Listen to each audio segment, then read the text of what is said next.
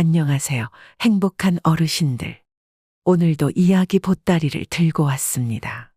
오늘 사연은 서울에 살고 계신 이씨 할머니의 이야기입니다. 시청하시면서 느끼신 점이나 이씨 할머니를 위해 해주실 말씀이 있다면 무엇이든 댓글로 남겨주시길 바랍니다. 그럼 바로 사연 시작하겠습니다. 정우는 저의 보배이자 자랑이었어요. 그리고 그런 아들에게 저는 최고의 엄마가 되어주고 싶었죠. 지금은 은퇴했지만 저희 남편은 한때 다른 나라에서 외교관으로 근무했어요. 덕분에 정우와 저는 외국에서 살아야 했던 시간이 많았죠. 처음에는 그런 게 낯설고 힘들었지만 시간이 지나면서 우리 셋은 그 나름의 방식으로 서로를 의지하며 지냈답니다. 외국 생활을 하면서 우리 집은 언제나 외국 속의 작은 한국이었어요. 바다 한가운데 한국으로만 가득 찬 섬이었달까요. 남편은 외교일로 바빴고 집과 정우를 혼자 돌봐야 하는 건 주로 저였죠. 저는 우리 정우가 한국인으로서의 정체성을 잊지 않길 바랐어요. 그런데 어느 날은 정우가 제게 묻더군요. 엄마, 사람들이 나는 중국인이래. 한국인이라고 말해도 중국인이랑 똑같이 생겼다면서 그냥 중국인으로 불러. 그 말에 저는 가슴이 아팠어요. 저도 바깥을 돌아다니다 보면 가끔 저더러 차이나 거리는 현지인들을 만난 적이 있었거든요. 남편과 저 때문에 어린 정우를 괜히 고생시키는 것 같았죠.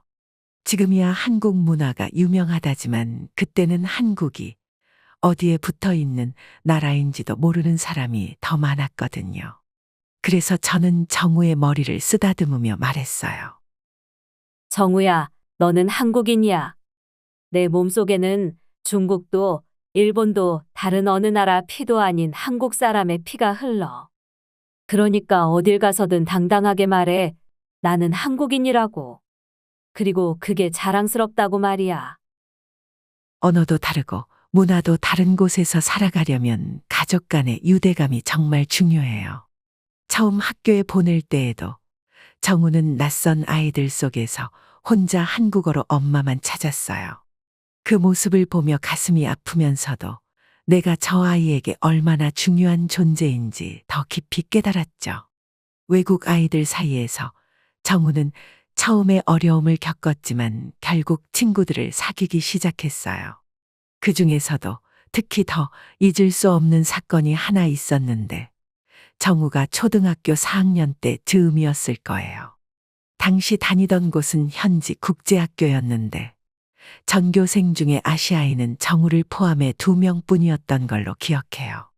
언어도 문화도 생소한 곳에서 적응하는 게 쉽지 않았을 게 분명했죠.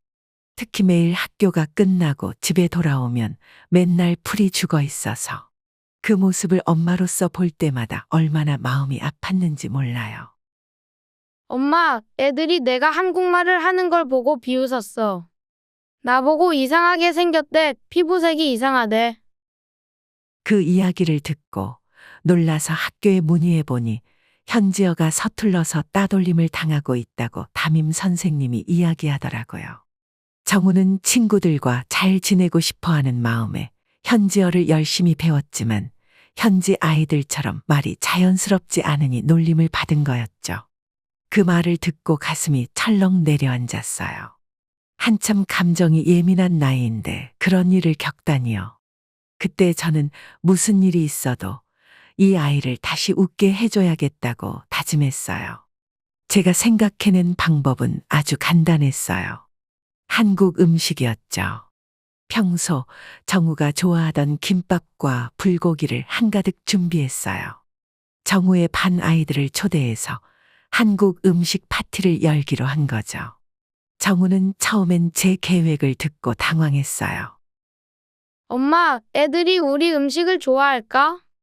또 이상하다고 하면 어떡해? 라고 묻더군요. 하지만 저는 웃으며 말했죠. 내가 자랑스러워할 수 있도록 엄마가 도와줄게. 걱정하지 마. 파티 날이 다가오자 저는 아침부터 부엌에서 김밥을 말고 불고기를 굽느라 정신이 없었어요. 정우도 어깨 너머로 저를 도우며 신이 나 보였죠. 드디어 파티가 시작되고 정우의 반 친구들이 하나둘씩 집으로 찾아왔어요. 저는 준비한 음식을 정성껏 내놓았죠. 아이들은 처음엔 다른 나라 음식에 낯설어하는 것 같았지만 곧 한 입 먹어보더니 눈이 반짝였어요. 맛있다는 말과 함께 정우를 향한 칭찬과 감사의 말이 쏟아졌죠.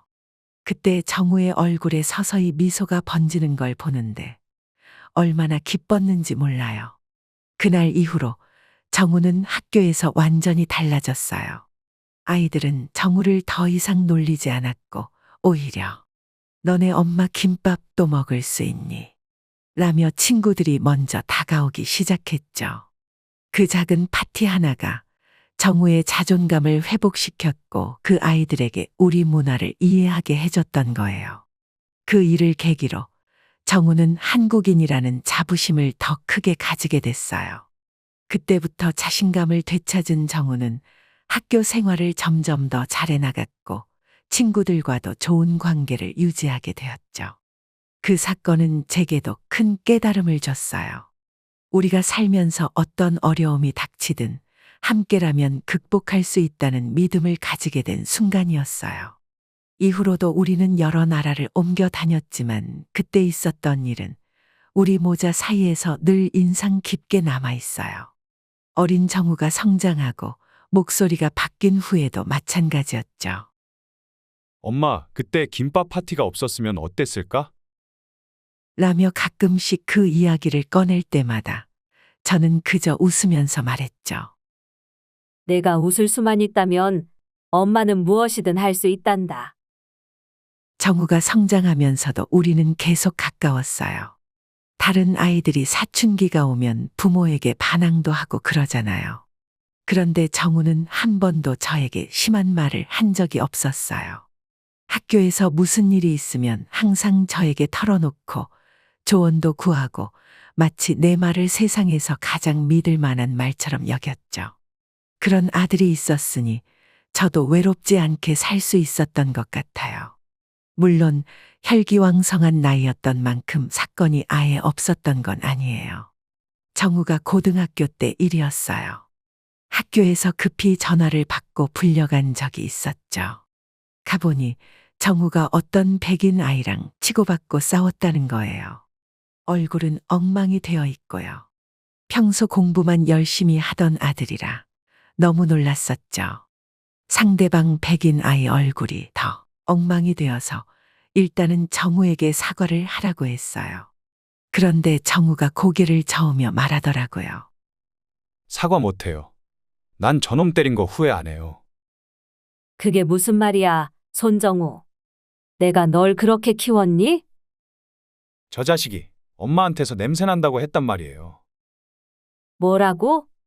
정우가 저를 바라보며 눈을 부릅뜨고 말하더군요.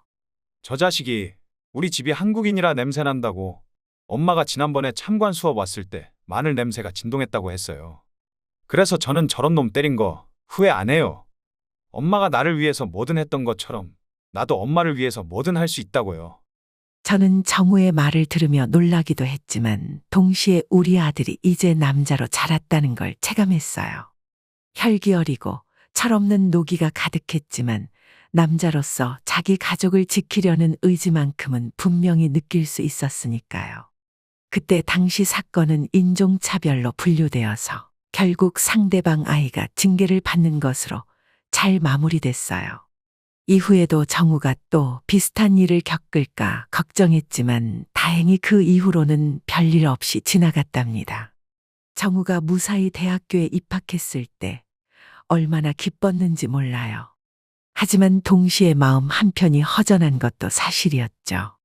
녀석이 우리 집을 벗어나 혼자 살아간다는 사실이 서운하기도 하고 혹시 잘못되거나 실수할까봐 걱정도 됐어요. 하지만 그런 걱정도 정우가 무사히 졸업하고 회사에 취직하면서 자연스레 사라졌어요. 정우는 교우 관계도 좋았고 뭐든지 스스로 해낼 수 있는 사람으로 자랐죠. 하지만 그런 저에게도 걱정은 있었어요. 남편이 건강 때문에 이른 은퇴를 할 때까지 정우가 결혼을 하지 못하고 있었거든요. 나이가 벌써 38인데 좀처럼 마음에 맞는 사람이 없다고 계속 그러더라고요. 아무리 좋은 선자리를 마련해줘도 자기 눈에는 안 찬다고 그러고요. 원래 까탈스럽지 않은 아이였어서 이해가 되질 않았어요. 그래서 이상형을 물으니 뜻밖의 답이 나오더라고요. 저는 지혜로운 여자가 좋아요. 외모나 나이는 크게 상관없어요. 지혜로운 여자? 아이고, 정우야. 말은 좋은데 그게 어디 쉽니? 역시 우리 정우다운 대답이라는 생각이 들면서도 그런 여자를 대체 어디서 찾아야 하나 싶었죠. 늦으면 늦을수록 기회도 줄어들고 나중에 후회하지 않을까 하는 생각이 들었어요. 하지만 정우는 늘 괜찮다고 말했죠. 자기는 혼자서도 행복하다고요. 그 말을 들을 때마다 마음이 놓이기도 했지만 한편으론 그저 말로만 나를 안심시키려는 게 아닌가 하는 생각도 들었어요. 그래서인지 정우가 여자친구가 있다고 말했을 때 솔직히 많이 놀랐어요. 심지어 직업도 변호사라는 거예요. 저는 처음에 제가 잘못 들었나 싶어서 되물었어요. 변호사? 네가 지금 만나고 있는 여자 직업이 변호사라고? 맞아요, 엄마. 똑똑하고 자기 소신이 분명해서 좋아요. 이름은 윤지선이고요. 내 아들이 변호사를 만나고 있을 줄은 꿈에도 몰랐던 저는 솔직히 조금 당황스러웠어요. 아들이 능력 좋은 여자를 만난다는데 기분이 나쁘실 분은 없을 거예요. 그런데 세상 이치가 참 원하는 모든 걸 한 번에 얻을 수는 없다더니 그게 정말 맞더라고요. 정우가 이어서 말을 하는데 저는 정말 뒤집어지는 줄 알았어요. 그런데 엄마가 아셔야 할 게 하나 있어요. 내가 알아야 할 게? 그게 뭔데? 그게 제 여자친구가 저보다 8살 연상이에요. 8살? 지금 너보다 8살이나 연상이라면 46이라는 소리잖아. 아니, 정우야. 제가 뭐라고 하려니 정우가 서둘러 입을 열더라고요. 알아요. 지선이가 저보다 나이가 좀 많은 건 사실이지만 저 그 여자 정말 사랑해요. 지금까지 만났던 그 누구보다 더요. 처음에는 당연히 반대를 하고 싶었어요. 냉정하게 말해서 여자 나이 46이면 고집도 셀 테고 무엇보다 이제는 아예 포기하겠다는 거잖아요. 하지만 우리 정우의 눈에 가득한 확신과 그 여자에 대한 믿음을 보니까 차마 나는 반대한다 라는 말을 할 수가 없더라고요. 정우의 말대로 우리 아들이 정말 사랑에 빠졌다는 걸 느끼고 말았으니까요. 그렇게 저는 별다른 방해를 하지 않았고 정우는 지선이와 사랑을 키워나갔죠. 그런데 둘의 사랑은 제 예상보다 훨씬 뜨겁고 깊었던 모양이에요. 만난 지 얼마 되지 않아 곧 결혼 이야기가 나오더라고요. 엄마, 지선이가 한번 인사드리고 싶다는데 괜찮으세요? 벌써 인사를? 글쎄, 저는 잠시 고민했지만 이내 정우의 말에 동의했어요. 어차피 만나게 될 거라면 나중에 상견례처럼 진지한 자리 전에 얼굴이라도 봐놓는 게 좋겠다 싶어서였죠. 그리고 마침내 서울 한남동의 한 카페에서 만난 지선이는 생각보다 훨씬 인상이 좋았어요. 안녕하세요, 어머니. 윤지선이라고 합니다. 여자 나이 46이면 결코 젊은 게 아니잖아요. 그래서 솔직히 뻣뻣한 고자세거나 아니면 다소 여자답지 않은 느낌일 줄 알았는데 지선이는 그런 게 하나도 없었어요. 오히려 너무 여성스럽고 얼핏 봐서는 절대 46이라고 믿을 수 없는 외모였죠. 그간 제가 했던 걱정들이 무색해질 정도로요. 그렇게 카페에서 한참 대화를 나누는데 지선이가 저를 빤히 바라보는 게 느껴지더라고요. 그래서 저도 옅은 미소를 지으며 말했어요. 왜 그래요? 내 얼굴에 뭐라도 묻었어요? 아니요, 어머니. 그냥 어머니 인상이 너무 따뜻하고 좋아서요. 마치 저희 언니를 만나는 것 같아요. 확실히 직업이 직업이라 그런지 말 하나는 정말 기가 막히게 잘하더라고요. 그런데 그 이후 지선이의 다음 말이 제 귀를 간지럽게 했어요. 어머니, 그런데 질문 하나만 드려도 될까요? 질문? 아, 그럼 뭐든 해도 좋아요. 어머니께선 며느리한테 바라시는 점 같은 게 있으세요? 이런 건 꼭 해줬으면 좋겠다 싶으신 거요. 며느리한테 바라는 점이라. 처음 만나는 자리에서 평범한 질문은 아니었어요. 어투는 자기가 무엇이든 해줄 것처럼 하는 소리였지만 저는 그 말의 의미를 모르지 않았거든요. 결국 저 말은 제가 자기를 얼마나 괴롭게 할 시어머니인지 가늠해 보겠다는 소리나 마찬가지로 들렸으니까요. 저는 어떻게 답을 해야 할지 고민했어요. 그냥 지선이가 듣기 좋아할 듯한 답을 해줄까? 아니면 그 반대로 일부러 못된 시어머니인 척 말을 할까 하고요. 솔직히 전 못된 시어머니가 될 생각은 추호도 없었어요. 정우가 결혼을 해도 아들네와 거리를 두고 살 생각이었죠. 저부터도 남편을 따라 해외 생활을 하면서 고부 갈등을 겪은 적이 없었고, 저도 겪지 않은 걸 죄 없는 며느리가 겪게 하고 싶지는 않았거든요. 잠시 고민하던 제 입꼬리가 실룩 올라갔어요. 왜요? 내가 우리 정우 와이프를 못되게 괴롭힐까 봐서요. 네? 아, 아니에요, 어머니. 저는 그런 뜻으로 드린 말씀이 아니라 제가 자기 뜻을 간파했다는 티를 내니까 지선이가 눈에 띄게 당황하더라고요.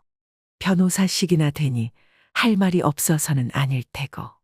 아마 분명 평범한 주부인 제가 자기 속마음을 빤히 들여다봤다는 걸 깨달아 부끄러웠던 거겠죠. 그래서 저는 깔깔 웃으면서 말을 이었어요. 더 이상 길게 지선이를 민망하게 해봤자 서로 좋을 게 없었으니까요. 나는 우리 정우가 결혼하면 전혀 터치하지 않을 생각이에요. 그러니까 못된 시어머니 만날 걱정은 하지 마요. 제 말뜻을 이해했는지 지선이가 얼굴이 빨개진 채 고개를 끄덕이더라고요. 솔직히 저는 그런 모습도 나쁘지 않았어요. 마냥 깐깐한 서울 아가씨인 줄로만 알았는데 저런 귀여운 면도 있구나 싶어서요. 그렇게 지선이와의 짧은 만남을 마치고 나서 정우는 저와 함께 집으로 돌아오는 길에 말했어요. 자기 여자친구를 저에게 소개해준 사실에 잔뜩 들뜬 얼굴로 말이죠. 어때요, 엄마? 엄마가 걱정했던 것보다 훨씬 좋은 사람이죠? 저는 잠시 고민하다가 찬찬히 고개를 끄덕였어요. 그래, 내 예상보다 훨씬 좋은 사람이긴 하더구나. 정우, 네가 왜 좋아하는지 알겠어. 지선이를 만나기 전까지 저는 8살 연상이라는 사실에만 갇혀 있었어요. 그게 제 마음 한구석에 자리 잡은 무거운 짐이었죠. 나이 차이가 이렇게 많이 나는 게 괜찮을까? 손주도 쉽게 가질 수 없을 것 같고 생각이 많았답니다. 하지만 실제로 지선이를 보고 나서는 그런 생각이 모두 사라졌어요. 제 예상보다 지선이는 좋은 사람이었고 다소 머리를 굴리는 게 보이긴 했지만 동시에 어설픈 것도 보여서 오히려 좋았거든요. 결국 중요한 건 둘이 행복하게 사는 거라고 믿었으니까요. 저는 그저 우리 아들이 행복하면 좋겠다고 생각했어요. 그리고 그렇게 모든 게 일사천리로 진행되면서 상견례 날짜까지 잡히더군요. 장소는 고급 한식집이었어요. 날짜와 장소까지 잡히니까 정말 너무 긴장되는 거 있죠. 일주일 전부터 백화점에 얼마나 왔다 갔다 했는지 모르겠어요. 상견례 직전 전날에는 생각이 너무 많아지더라고요. 제가 잠을 자지 못하고 계속 뒤척이니까 남편이 부드럽게 저를 다독이더라고요. 긴장돼? 당연히 긴장되죠. 우리 하나뿐인 아들이 결혼할 사람하고 그 가족을 내일 만나는 거잖아요. 상견례까지 한다는 건 정말 이제 결혼을 한다는 거고, 만약 나갔는데 예비 사돈으로 이상한 사람들이 나올까봐 그것도 무섭고요. 걱정도 팔자야. 그렇게 걱정 많은 사람이 나 따라서 어떻게 그렇게 해외를 잘 다녔는지 몰라. 그야 그때는 당신이 믿음직했으니까 그렇죠. 지금은 믿음직하지 않고 조금 부실한 면이 없지 않아 있죠. 제가 농담을 던지니까 남편이 껄껄 웃더라고요. 그렇게 둘이 한참을 웃으니까 긴장이 어느 정도 풀리는 것 같았어요. 잠시 숨을 가다듬은 남편이 다시 말하더라고요. 당신이 나를 믿어준 것처럼 이제 우리가 정우를 믿어줘야 할 때야. 당신이 정성 들여 키운 아들이잖아. 우리 정우가 어디 생각 없는 아이도 아니고 말이야. 너무 걱정하지 마. 다 잘 될 거야. 남편의 말을 들으니 마음이 어느 정도 놓였어요. 그래, 남편 말대로 우리 정우가 어디 보통 아이도 아니고 신중하고 차분하게 잘 골랐겠지. 무엇보다 지선이를 직접 봤을 때도 별 문제 없었잖아. 그렇게 생각하며 불안감을 잠재우려 했죠. 하지만 그럼에도 마음속 한편에는 여전히 꺼림칙한 기운이 남아 있었어요. 그래서 마음이 영 편치 않더라고요. 저는 항상 주변으로부터 육감이 좋다는 이야기를 곧잘 듣곤 했거든요. 그렇게 뜬 눈으로 밤을 지새우며 상견례 전야를 보냈답니다. 다음 날 드디어 상견례 날의 아침이 밝았고 저희 부부는 약속된 시간보다 조금 일찍 도착했어요. 긴장을 풀려고 커피 한 잔을 마시고 서로의 옷차림을 확인했죠.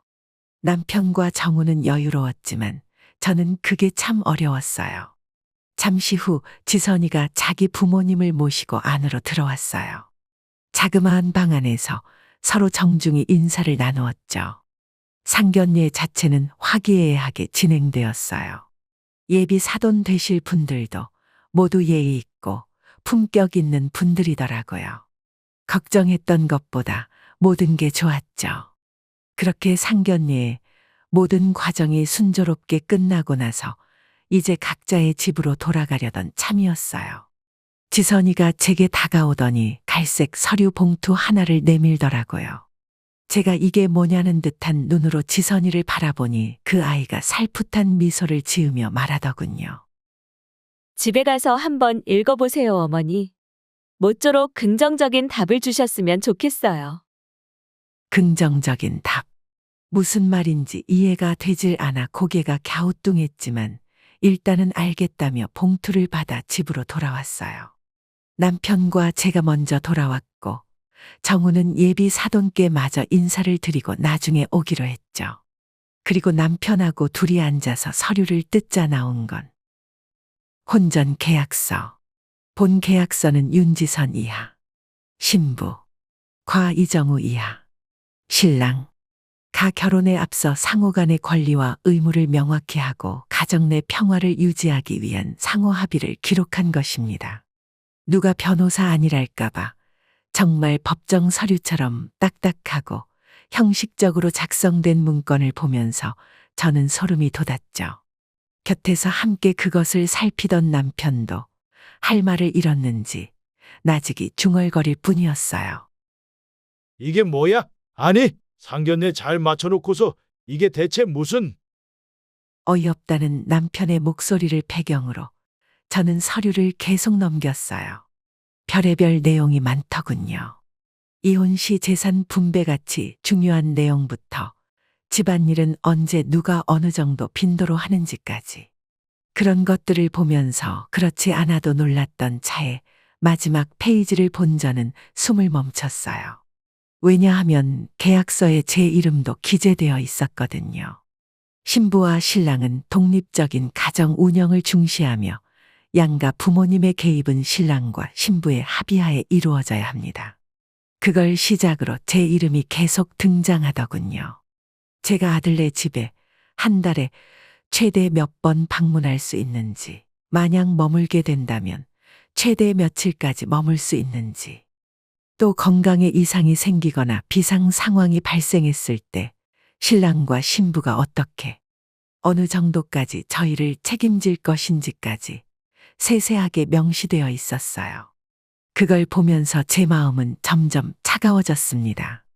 남편은 그 문서를 보고 참지 못하고 분을 터뜨렸죠. 이게 도대체 무슨 말장난이야?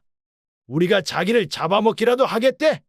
결혼이 무슨 보험 드는 것도 아니고 왜 벌써 책임 소재부터 따지는 거냐고. 남편의 말처럼 지선이가 작성한 내용은 정말 보험 계약서처럼 저와 남편에게 유사시 어떤 일이 생겼을 때 지선이가 우리를 책임지지 않으려는 의도가 가득한 것 같았어요. 그걸 보면서 가슴이 아프더군요. 아, 지선이라는 아이는 결혼을 하기도 전에 벌써 우리를 정으로부터 떼어내려 하고 있구나. 문서를 보면서 지선이가 어떤 마음이었을지 짐작이 가기 시작했고, 그렇게 생각하니 저와 남편 앞에서 보여줬던 지선이의 미소와 태도가 전부 가식처럼 느껴졌어요. 어머니, 아버지 라고 부르던 지선이의 모습이 이제는 마치 동네 아저씨, 아줌마에게 하듯 형식적인 것에 불과했구나 싶었어요. 끔찍한 내용들로 가득 찬 계약서 말미에는 지선이와 정우의 서명이 적혀 있었고, 남은 곳에는 남편과 저의 이름이 적혀 있었습니다. 그 옆에 서명하라는 칸까지 있더군요. 늘 침착하던 남편이 갑자기 자리를 박차고 일어나며 말했어요. 정우가 정말 이따위 문서에 동의하고 서명했다고? 내가 자식을 잘못 키워도 한참 잘못 키웠구만. 일단 진정해봐요. 지금 진정하게 생겼어. 당장 정우 데려다가 한 소리 해야겠어. 우선 우리 아들한테 자초지종을 들어봐야죠. 당신답지 않게 왜 그렇게 화를 내는 거예요? 제 말에 남편은 잠시 머뭇거리더니 다시 자리에 앉았어요. 그리고는 이내 차분히 말했죠.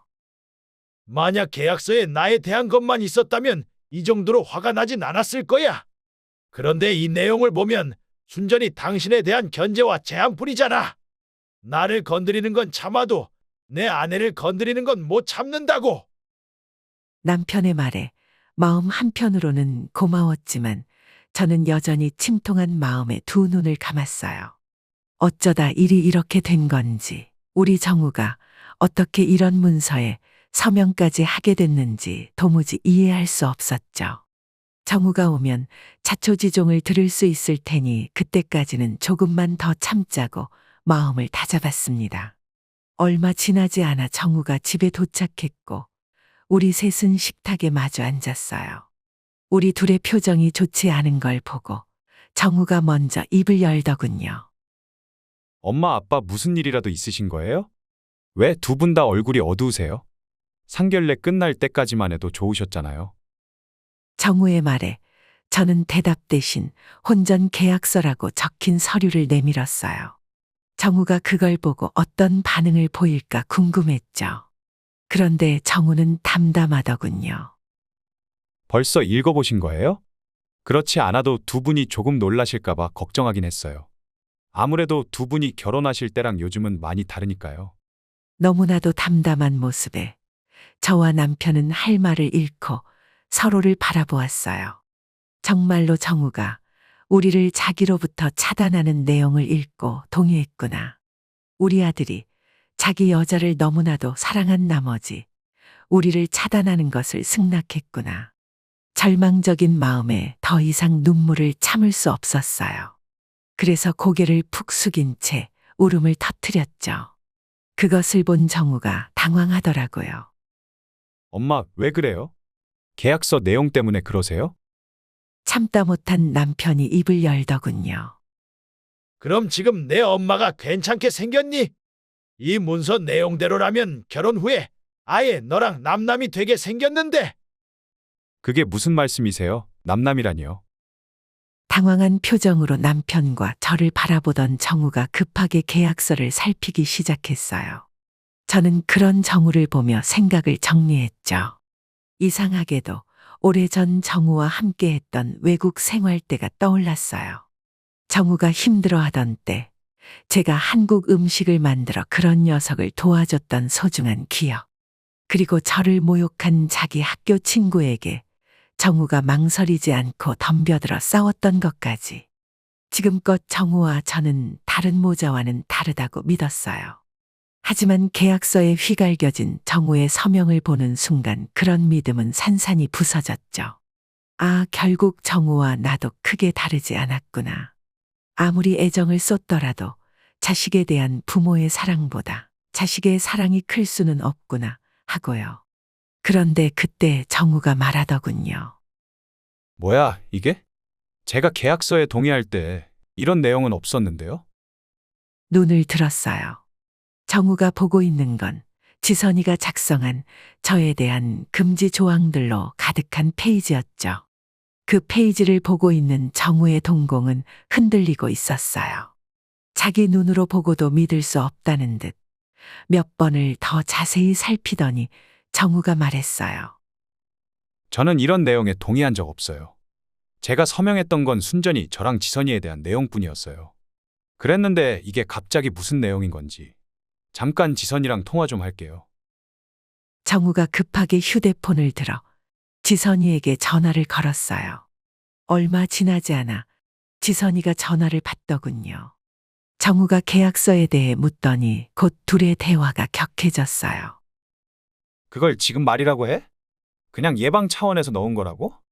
실제로 우리 부모님을 그렇게 멀리할 생각은 없었다고? 그럼 애초에 왜 이따위 문서에 서명을 하라고 한 건데? 지선이가 무어라 더 변명을 하는 것 같았지만 정우는 인상을 찌푸렸어요. 도저히 못 들어주겠네. 그런 식으로 변명만 할 거면 더 이상 듣고 싶지도 않아. 당신한테는 실망이야.